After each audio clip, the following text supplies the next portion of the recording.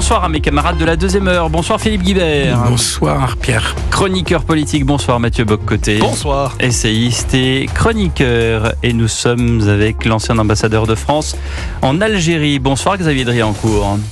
Bonsoir. Et merci d'être en ligne avec nous.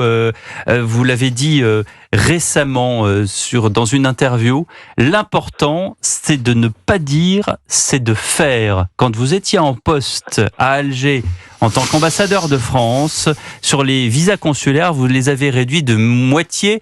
Vous l'avez dit sans dire. Est-ce que c'est ça qu'il faut faire plutôt que de faire des voyages au Maroc ? Oui, non, c'est-à-dire que je l'avais dit évidemment aux deux ministres concernés, oui, mais pas sur toutes les antennes, étrangères et ministre de l'Intérieur, mais je ne l'avais pas dit publiquement. Et ça a donné des résultats puisque nous avons baissé de 50% le nombre de visas. L'accord des deux ministres était acquis et donc on l'a fait de manière discrète et il n'y a pas eu de représailles comme il y en a eu en 2021 lorsqu'on a décidé et annoncé surtout publiquement qu'on allait réduire les visas de 50% l'Algérie et au Maroc. Et alors l'Algérie et le Maroc, c'est deux histoires totalement différentes, Xavier Driancourt. Oui, bien sûr, parce que l'Algérie, on a un passé de 132 années de colonisation. C'était des départements français, 3 départements, alors que le Maroc, ce n'était qu'un protectorat et c'est la plus vieille monarchie et un pays très, très ancien et qui a toujours été indépendant, qui a résisté à l'envahisseur turc et qui n'a été qu'un protectorat français. Mais ça veut dire que ce qu'on a fait au Maroc ou ce qu'on a commencé à faire, parce que c'est encore un premier pas, est-ce que c'est totalement impossible vu les circonstances actuelles en Algérie ? Je ne sais pas exactement ce qu'on a fait là avec le Maroc. Il faudra voir dans les prochains jours. Je ne connais pas le communiqué tel qu'il a été publié par les deux ministres de l'Intérieur. Je pense qu'on n'est qu'au début d'un processus. Parce que, encore une fois, comme il s'agit d'une visite d'État, qui est la visite la plus solennelle, la plus formelle des voyages officiels, comme il s'agit de la première visite après 6 ans de brouille, je pense que la question des laissez-passer consulaires et des OQTF n'était pas au centre des débats, évidemment. Ça n'était pas une priorité, c'est ce qui avait été dit. Oui, mais je pense que c'est pour ça l'opinion publique française. Mais en réalité, dans une visite qui est une visite d'État, on n'a pas parlé profondément des questions de retour au Maroc des irréguliers. Je pense que les deux ministres de l'Intérieur ont enclenché un processus. Il est prévu une visite du roi en janvier ou février 2025. Peut-être qu'à ce moment-là, il y aura des résultats et que entre maintenant et janvier 2025, il va y avoir des discussions beaucoup plus sérieuses et techniques entre les ministres de l'Intérieur et les ministres des Affaires étrangères. Question pour vous de Philippe Guibert. Oui, bonsoir monsieur. En attendant les résultats éventuels de ce rapprochement avec le Maroc, est-ce qu'on peut s'attendre à un durcissement côté algérien, compte tenu de votre expérience du régime algérien? Est-ce que l'effet pervers de ce rapprochement bienvenu avec le Maroc peut être un durcissement, en particulier sur les questions migratoires, avec le régime algérien? Oui, bien sûr, mais le durcissement, il est déjà là.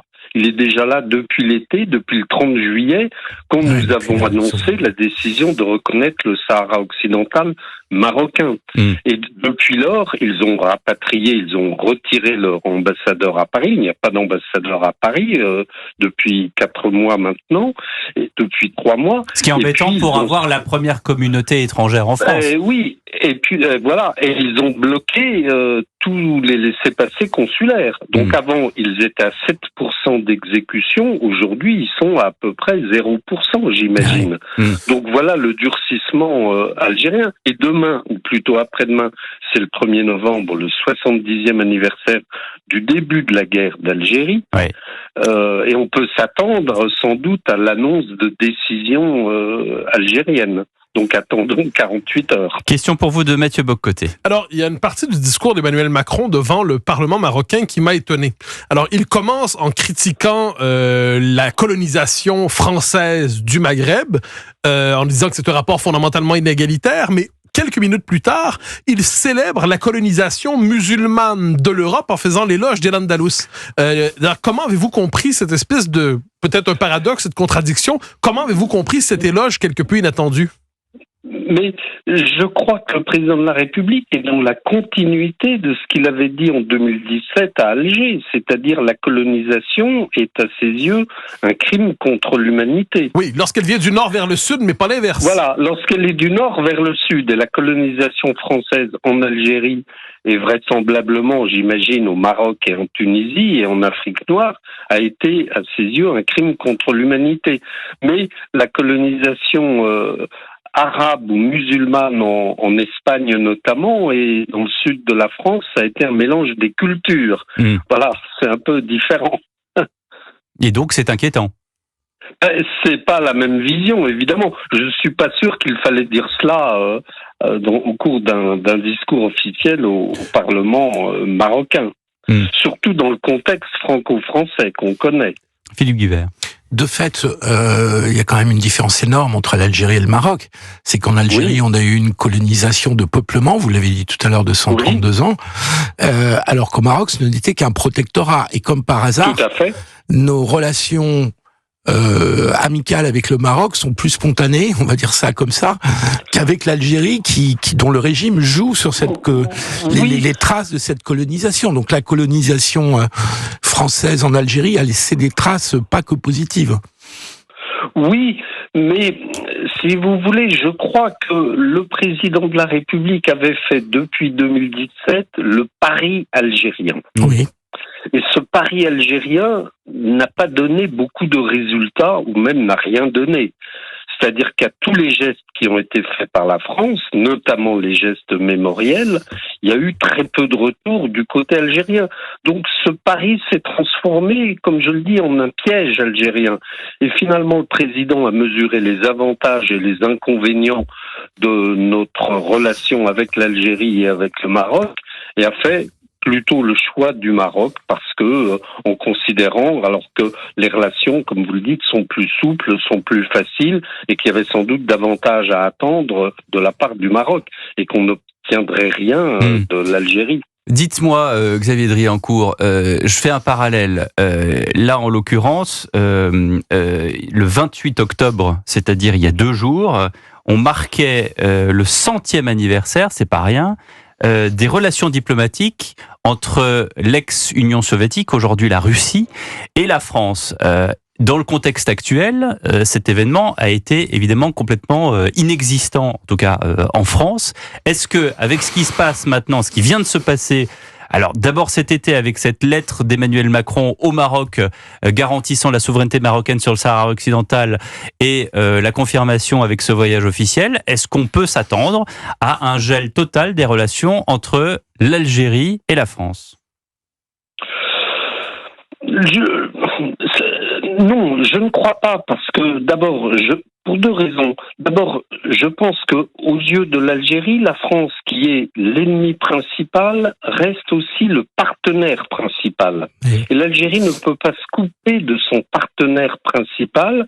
Par exemple, vous avez 300 vols hebdomadaires entre Alger et la France. Ouais. Donc, avec l'Espagne, il y a 2 ans, l'Algérie avait interrompu toutes les liaisons aériennes. Avec le Maroc, l'Algérie a interrompu toutes les liaisons aériennes. Elle ne peut pas se permettre d'interrompre les liaisons aériennes avec la France. Mais donc, il faut quoi ? Il faut un coup de force ? Et deuxièmement, je pense que le président de la République va continuer à mener du en même temps et à essayer de continuer un dialogue avec l'Algérie. J'attends de voir le message qu'on va envoyer pour le 1er novembre, mais je pense que ce sera un message très chaleureux de la part de la France qui va célébrer là aussi le partenariat d'exception avec l'Algérie. Mathieu Bock-Côté. Oui, mais justement, dans le rapport à l'Algérie, est-ce qu'il n'y a pas quelque chose d'une forme d'institutionnalisation du mensonge? Je m'explique. D'un côté, le régime algérien est fondé sur, depuis l'indépendance, la mémoire FLN, sur des griefs anti-français toujours reconduit, et de l'autre, la France laisse croire publiquement une relation fraternelle et égalitaire. Est-ce qu'il n'y a pas quelque chose, d'un côté, on se raconte une histoire, une belle histoire, et de l'autre côté, on existe simplement dans la diabolisation d'anciens colonisateurs? Oui, je crois que vous résumez bien les choses. Je crois que nous cherchons à construire un récit, et du côté algérien, on ne s'embarrasse pas de formules, et on parle cash sur leur vision de la relation avec la France. Vous avez raison. Oui, Philippe Guibert. Dans le prolongement de cette question, moi j'étais très frappé par la thèse que développe Kamel Daoud, notamment dans son roman Ouris. Dans cette rentrée littéraire. En cette rentrée littéraire, il en liste pour le concours, où il dit, au fond, les sentiments anti-français sont cultivés par le régime pour mieux refouler la guerre civile algérienne qui a fait 200 000 morts. Et que le grand traumatisme algérien, c'est cette guerre civile extrêmement meurtrière, extrêmement violente et cruelle, et que le régime algérien fait tout pour le faire oublier. Qu'est-ce que vous pensez au vu de votre expérience de l'Algérie, de cette thèse? La guerre civile, donc les 10 années de la décennie noire, comme on dit, ont été un véritable traumatisme en Algérie et ont eu comme conséquence à la fois de faire monter un conservatisme religieux extrêmement fort et d'introduire l'islamisme civil à la place de l'islamisme militaire et barbare de la décennie noire. Et aujourd'hui, c'est pour ça que l'Algérie est un pays extrêmement religieux, bigot et conservateur sur le plan religieux et moral. Et d'autre part, l'Algérie a critiqué la France, qui n'a pas, à ses yeux, soutenu suffisamment les généraux algériens dans leur lutte contre le GIA et le FIS à l'époque. Donc voilà, il y a ce discours un peu ambigu de la part de l'Algérie vis-à-vis de la France à cette époque. Oui, vous avez dit, j'en reviens à quelques données, j'allais dire techniques. Vous avez dit tout à l'heure que là, on va avoir un taux d'OQTF, non pas de 7%, mais de 0, puisque l'Algérie bloque tout. Mais est-ce que ça veut dire que, aussi inversement, la France peut aussi, dans peut-être une tentative de bras de fer, dire nous, on ne donne plus aucun visa consulaire pour les étudiants? Nous ne le ferons pas. Parce que... Nous ne le ferons pas d'abord parce que je pense que politiquement nous ne voulons pas le faire, et ça je parle en toute connaissance de cause. Et deuxièmement parce que l'espace Schengen fait que si un Algérien se fait refuser son visa par le consulat français, au nom de cette doctrine que vous invoquez, il ira voir au consulat d'Espagne ou au consulat d'Italie. Mais après, ça deviendra un clandestin s'il arrive en France. Non, pas du tout. Il obtiendra au consulat d'Espagne non pas un visa espagnol, mais un visa Schengen qui lui permet de circuler. Oui, mais ça ne sera pas tamponné par la France. Donc Ah non, mais c'est un visa Schengen, il sera en toute régularité en France. C'est ça la difficulté. Oui, et alors, qu'est-ce qu'on attend, pardonnez-moi Xavier Driancourt, de réformer ces accords de 1968 entre l'Algérie et la France? Il faut d'abord, je pense, avoir la volonté de réformer ces accords, de les dénoncer, non pas de les renégocier, mais de les dénoncer ou de les abroger, parce que ce qui valait il y a 52 ans, 53 ans, ne vaut plus aujourd'hui, l'actualité a complètement changé. Et deuxièmement, il faut aussi vouloir réformer le régime de Schengen. Mathieu Bock-Côté. Justement, je me permets de revenir sur cet accord dont on parle tant. Qu'est-ce qui empêche le gouvernement français, parce que ça traîne dans la vie publique depuis une dizaine d'années, cette idée de mettre fin à l'accord de 68. Qu'est-ce qui empêche le gouvernement français vous dites il manque une volonté. C'est quoi cette volonté? De rompre véritablement, c'est-à-dire accepter un rapport de force sans lequel rien n'est possible. Exactement, il faut envisager et accepter un rapport de force avec l'Algérie, mais nous ne l'avons jamais voulu, nous n'avons jamais recherché. Mais pourquoi on ne veut pas que ça Parce qu'on ne veut pas, pour une raison simple, qui est que la classe politique française est obsédée, traumatisée par l'Algérie, et elle manque de lucidité vis-à-vis de l'Algérie. Parce que l'Algérie, c'est de la diplomatie, mais c'est aussi de la politique intérieure française. Et donc, vous avez la gauche qui vit dans les remords. On a peur des émeutes. La gauche vit dans les remords de la guerre d'Algérie, de la bataille d'Alger, etc. Et la droite vit dans les remords du « je vous ai compris » du général de Gaulle, de juillet 62, le retour des harkis et des pieds noirs. Et donc, nos politiques, hommes et femmes français de droite comme de gauche, sont obsédés par l'Algérie et n'osent pas établir ce rapport de force. encore quelques questions, mais on va marquer une pause, Xavier Driancourt, si vous le voulez bien. 20h28, on revient dans un instant sur Europe 1 Soir. 19h, 21h, Pierre de Villeneuve. Toujours avec Mathieu Bock-Côté, Philippe Guibert et l'ancien ambassadeur de France en Algérie, Xavier Driancourt, auteur aussi de L'énigme algérienne, excellent ouvrage que vous pouvez lire ou relire pour certains. Xavier Driancourt, on s'était quitté sur ce manque de volonté politique pour dénoncer les accords de 1968 qui sont les post-Évian. Vous disiez d'abord que la droite avait pour remords le fameux « je vous ai compris » de Gaulle, que la gauche avait pour remords la colonisation. En réalité, est-ce qu'on n'a pas peur, tout simplement, d'émeutes stratosphériques en France, tout simplement? Est-ce que ça serait pas ça le cataclysme si jamais on venait à dénoncer ces accords de 1968? Je ne suis pas sûr. Peut-être aujourd'hui, après ce qui s'est passé en 2023, l'année dernière, on peut craindre des émeutes, mais je crois que dès 1962 et dans les années 60, 70, 80, 90, ce n'était pas une préoccupation. La seule préoccupation, c'était encore une fois cette sorte de culpabilité politique qu'il y avait du côté français, du côté de la droite et du côté de la gauche, qui faisait qu'on n'osait pas envisager un rapport de force. Alors aujourd'hui, il y a cet élément nouveau qui est la présence d'une forte communauté algérienne ou algéro-française en France et la crainte d'émeutes, etc. Mais qui connaît l'accord de 1968, qui a lu l'étude de la Fondapol que j'ai publiée l'année dernière à ce sujet? Pas grand monde, hein. Mathieu Bock-Côté. Alors, vous avez peut-être suivi, en fait, vous avez assurément suivi il y a quelques semaines, Sarah Knafo, la députée européenne de Reconquête, s'est désolée publiquement de l'aide financière apportée par la France à l'Algérie. L'Algérie a répondu en disant, 1, c'est faux, et 2, a même cherché à poursuivre Sarah Knafo pour avoir révélé publiquement ces chiffres avant que la plainte ne soit classée sans suite. Pourriez-vous nous en dire un peu plus sur la nature de ces aides de la France à l'Algérie? Est-ce que Sarah Knafo avait raison? Mais elle avait raison et elle avait tort. C'est-à-dire qu'en réalité, il n'y a pas d'aide française à l'Algérie. On ne fait pas d'aide ni au Maroc ni à l'Algérie. On ne fait pas d'aide bilatérale. Ce que nous faisons, c'est deux choses. De l'aide à travers les fonds européens. Et c'est de l'aide multilatérale. Alors il y a des fonds, il y a des facilités, il y a des aides européennes et il y a une contribution française. Et la deuxième chose que nous faisons en Algérie et surtout au Maroc, c'est de la coopération culturelle à travers des centres culturels, des instituts français, des alliances françaises, des lycées français. Il y a 42 lycées français au Maroc, il y en a un seul en Algérie. Donc voilà le type d'aide que nous faisons. Donc je l'ai dit à Madame Knafo que j'ai croisée, je lui ai dit cela.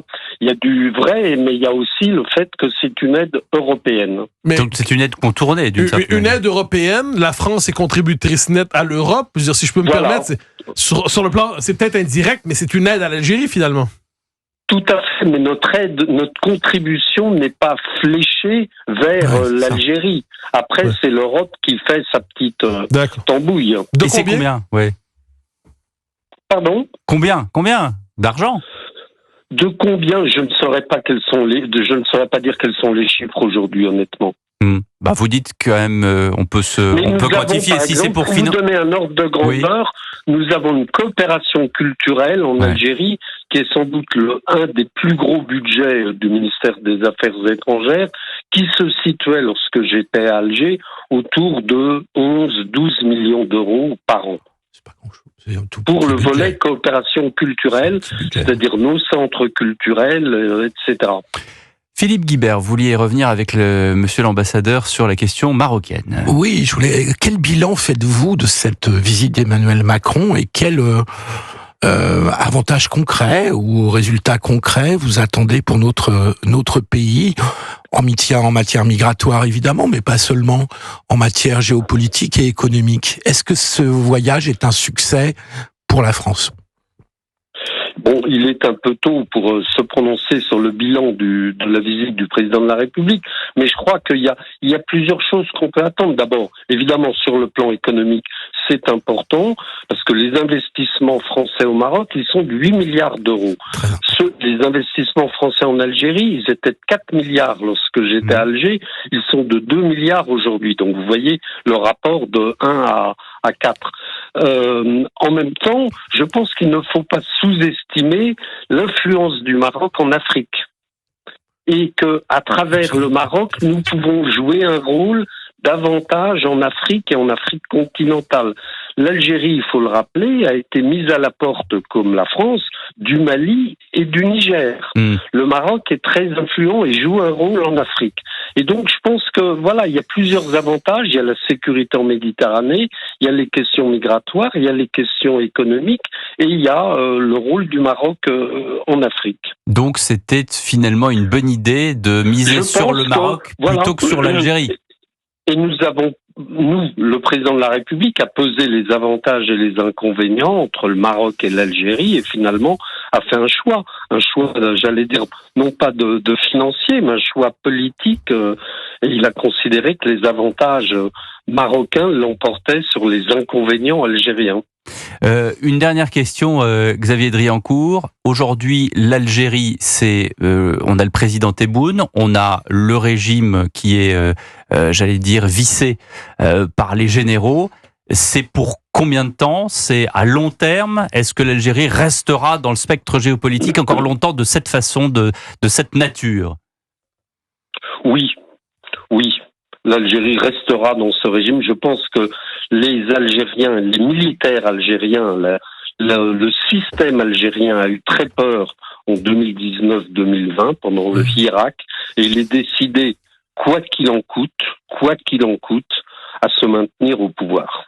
Et alors peut-être dans 50 ans, je ne serai plus là, peut-être dans 50 ans il y aura un changement, mais dans les prochaines années, on peut parier que le régime continuera.